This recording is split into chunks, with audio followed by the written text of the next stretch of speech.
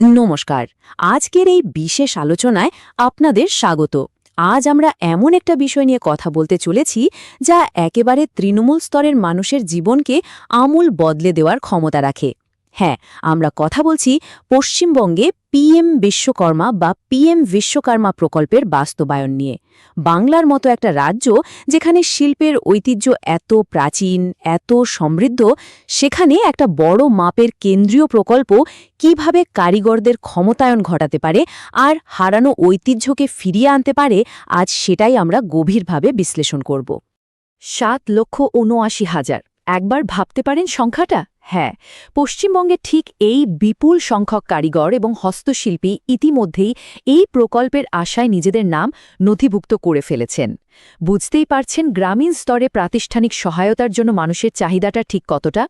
এই হাজার হাজার মানুষ দীর্ঘ সময় ধরে শুধু অপেক্ষা করছিলেন যে কবে এই সুবিধাগুলো সরাসরি তাদের হাতে এসে পৌঁছাবে। তো চলুন আজ আমরা সেই অপেক্ষার অবসান এবং এই প্রকল্পের খুঁটিনাটি নিয়ে বিস্তারিত আলোচনা করি। তো আজ আমরা মূলত এই 5টি বিষয় নিয়ে কথা বলবো। প্রথমত, প্রকল্পের পটভূমি; দ্বিতীয়ত, এর আসল সুবিধাগুলো কি; তৃতীয়ত, কোন কোন পেশার মানুষ এটা পাবেন; চতুর্থত, আবেদনের নিয়মকানুন; এবং সবশেষে কিভাবে এর মাধ্যমে বাংলার ঐতিহ্যের পুনরুজ্জীবন ঘটবে।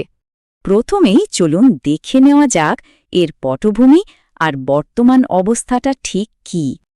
দেখুন, 2023 সালের সেপ্টেম্বরে কিন্তু জাতীয় স্তরে এই পিএম বিশ্বকর্মা প্রকল্প চালু হয়ে গিয়েছিল। অন্যান্য রাজ্যে কাজ এগোলেও 2023 থেকে 2026 সাল পর্যন্ত কেন্দ্র ও রাজ্যের মধ্যে কিছু প্রশাসনিক সমস্যার কারণে পশ্চিমবঙ্গের গতি থমকে ছিল। কিন্তু 2026 সালের 9 মে রাজ্যে নতুন সরকার আসার পর দৃশ্যপটটা খুব দ্রুত বদলাতে শুরু করে। ঠিক তার কয়েকদিনের মধ্যেই 22 মে কলকাতায় কেন্দ্রীয় এমএসএমই মন্ত্রক এবং রাজ্যের মুখ্য সচিবের মধ্যে একটা হাই প্রোফাইল মিটিং হয়, আর ওই মিটিং থেকেই আটকে থাকা কাজগুলোকে ফাস্ট ট্র্যাক করার চূড়ান্ত সিদ্ধান্ত নেওয়া হয়। এবার আসি সবচেয়ে আকর্ষণীয় আর গুরুত্বপূর্ণ জায়গায়, প্রকল্পের মূল সুবিধাগুলো। সাধারণত আমাদের অসংগঠিত কারিগরদের মূল সমস্যাগুলো কি কি? পরিচয়ের অভাব, পুরনো আমলের যন্ত্রপাতি, মূলধনের অভাব আর বাজারের সাথে সংযোগ না থাকা, তাই তো? এই প্রকল্পটা ঠিক এই 4টে জায়গাতে একসাথে আঘাত করছে। প্রথমত, একটা সরকারি শংসাপত্র ও আইডি কার্ডের মাধ্যমে কারিগররা একটা প্রফেশনাল পরিচয় পাচ্ছেন। দ্বিতীয়ত, কাজ আরও নিখুঁত করতে দেয়া হচ্ছে আধুনিক সরঞ্জাম। তৃতীয়ত, ব্যবসার জন্য থাকছে সহজ ঋণ। আর সব শেষে তাদের তৈরি জিনিস যাতে সঠিক ক্রেতার কাছে পৌঁছায় তার জন্য উন্নত বাজার সংযোগের ব্যবস্থাও করা হচ্ছে। ঋণ বা লোনের ব্যাপারটা একটু সহজ করে বুঝিয়ে বলি। গ্রামের দিকে তো অনেককেই মহাজনদের থেকে চড়া সুদে ধার নিতে হয়, তাই না? কিন্তু এখানে ব্যাপারটা একেবারে আলাদা।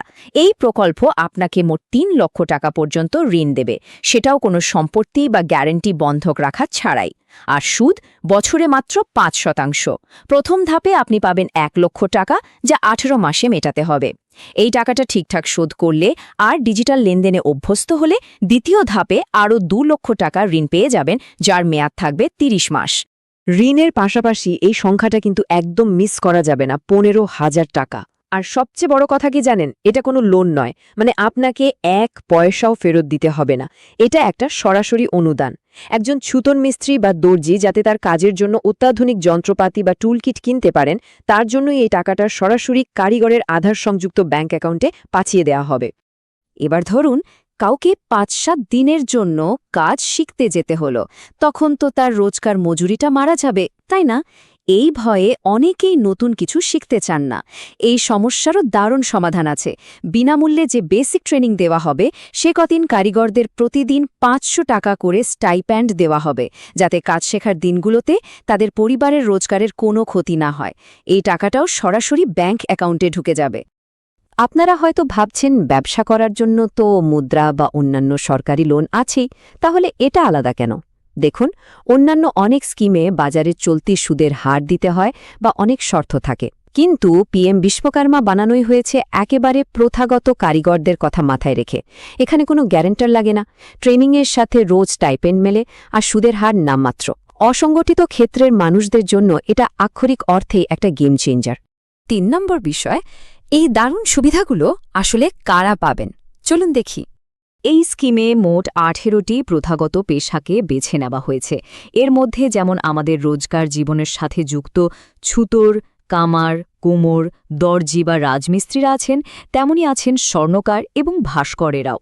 আর পশ্চিমবঙ্গের কথা যদি ধরেন, এখানকার বিশাল উপকূলীয় আর নদীমাতৃক অঞ্চলের জন্য মাছ ধরার জাল যারা বোনেন বা গ্রামে যারা ঝুড়ি আর মাদুর তৈরি করেন, তাদের জন্য প্রাতিষ্ঠানিক সহায়তার এই সুযোগটা সত্যি অভাবনীয়। বাংলার কারুশিল্পের তো এমনিতেই জগৎজোড়া নাম।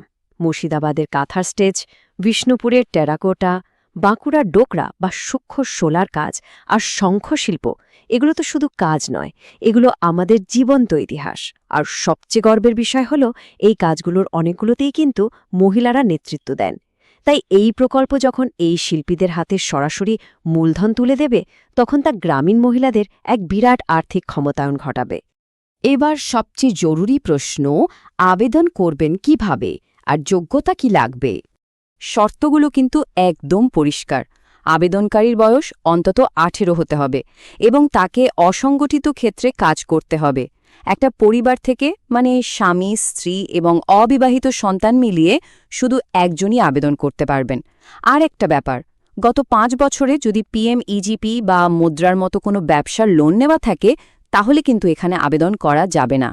আর হ্যাঁ, সরকারি কর্মচারী বা তাদের পরিবারের কেউ এই প্রকল্পের সুবিধা পাবেন না। আবেদনের পদ্ধতিটা একটু মন দিয়ে শুনবেন, কারণ এটা আপনি নিজে নিজে বাড়ি বসে অনলাইনে করতে পারবেন না। আপনাকে প্রথমেই যেতে হবে আপনার কাছাকাছি কোনো কমন সার্ভিস সেন্টার বা সিএসসিতে।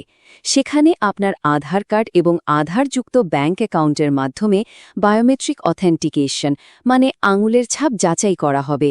এরপর আপনার ফর্ম যাবে গ্রাম পঞ্চায়েতের কাছে ভেরিফিকেশনের জন্য। সেখানে সব ঠিক থাকলে আপনি আপনার আইডি কার্ড পেয়ে যাবেন এবং তারপরই শুরু হবে আপনার প্রাথমিক প্রশিক্ষণ। সবশেষে আমরা আলোচনা করব কিভাবে এই উদ্যোগ বাংলার প্রাচীন ঐতিহ্যকে নতুন প্রাণ দিতে পারে। মজার ব্যাপার হলো, এই সুবিধাগুলো কিন্তু একা আসছে না। যোগ্য পরিবারগুলো এখন পিএম বিশ্বকর্মার সাথে সাথে আরও অনেক কেন্দ্রীয় প্রকল্পের সুবিধাও জোরে নিতে পারবেন। যেমন ধরুন, স্বাস্থ্যের জন্য আয়ুষ্মান ভারতের 5 লাখ টাকার কভারেজ, ভর্তুকিযুক্ত রান্নার গ্যাসের জন্য উজ্জ্বলা যোজনা বা চাষের সুরক্ষার জন্য ফসল বীমা। সোজা কথায়, একজন কারিগর শুধু তার ব্যবসাতেই সাহায্য পাচ্ছেন না, বরং তার গোটা পরিবারের জন্য একটা মজবুত অর্থনৈতিক সুরক্ষা বলয় তৈরি হচ্ছে। কেন্দ্রীয় এমএসএমই মন্ত্রকের অতিরিক্ত সচিব ড রজনীশের এই কথাটা একবার খেয়াল করুন। তিনি বলেছেন, বাংলার সমৃদ্ধ ইতিহাসের কারণেই এখানে এই স্কিমের সফল হওয়ার সম্ভাবনা সবচেয়ে বেশি। এটা প্রমাণ করে যে যদি ঠিকমতো সরকারি সাপোর্ট আর পরিকাঠামো পাওয়া যায়, তাহলে বাংলার প্রতিটি কোণায় ছড়িয়ে থাকা এই প্রতিভারা কী অসাধ্য সাধন করতে পারে। মূলধনের ছোঁয়ায় বাংলার হস্তশিল্প এবার সত্যিই ডালা মেলতে প্রস্তুত। তাহলে সব শেষে একবার ভাবুন তো, বাংলার কোনো প্রত্যন্ত গ্রামের একজন সাধারণ ডোকরা বা কাঁথা শিল্পীর হাতে যখন আধুনিক যন্ত্রপাতি, সরকারি স্বীকৃতি আর অত্যন্ত সস্তায় মূলধন এসে পৌঁছবে, তখন ছবিটা ঠিক কতটা বদলে যেতে পারে। এই প্রাতিষ্ঠানিক সাপোর্ট কি বাংলার এই প্রাচীন শিল্পগুলোকে বিশ্ববাজারের একদম সামনের সারিতে নিয়ে গিয়ে দাঁড় করাতে পারবে? এই সম্ভাবনার কথা মাথায় রেখেই আমরা আজকের পর্ব শেষ করছি। আজকের এই বিশ্লেষণে আমাদের সাথে থাকার জন্য আপনাদের অনেক ধন্যবাদ।